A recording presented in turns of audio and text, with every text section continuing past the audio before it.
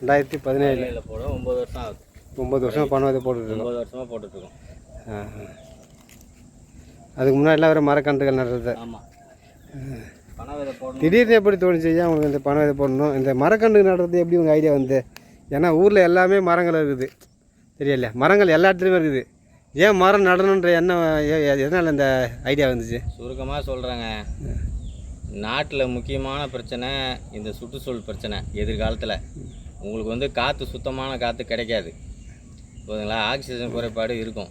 மரங்களெல்லாம் வெட்டிடுவாங்க. அப்புறம் வந்து நம்ம என்ன சகாரா பாலைவனமாக தான் இருக்கணும் தமிழ்நாடு. அதனால் நம்ம மூச்சுக்கணும் முன்னாடியே. நம்ம இருக்கிறதுனால ஒன்றும் தெரில உங்களுக்கு. நம்மளை சுற்றி வனங்களாக இருக்கிறதுனால, காடுகளாக இருக்கிறதுனால, மரங்களாக இருக்கிறதுனால இருக்கிறதுலே வந்து செழிப்பான, அதாவது கடவுளின் பூமின்னு வந்து கேரளாவை சொல்கிறோம். தமிழ்நாடு பார்த்திங்கன்னா இருக்கிறதுலே செழிப்பான ஊர் வந்து நம்ம தமிழ்நாடு தான். அதனால் வளங்களை வந்து நம்ம பாதுகாக்கணும். ஏன்னா இங்கே தான் வந்து அதிகமான வளங்கள் இருக்குது நம்ம நாட்டில். அதனால் நமக்கு எவ்வளோ பெரிய இது வறட்சி வந்தாலும் நமக்கு தெரியாது.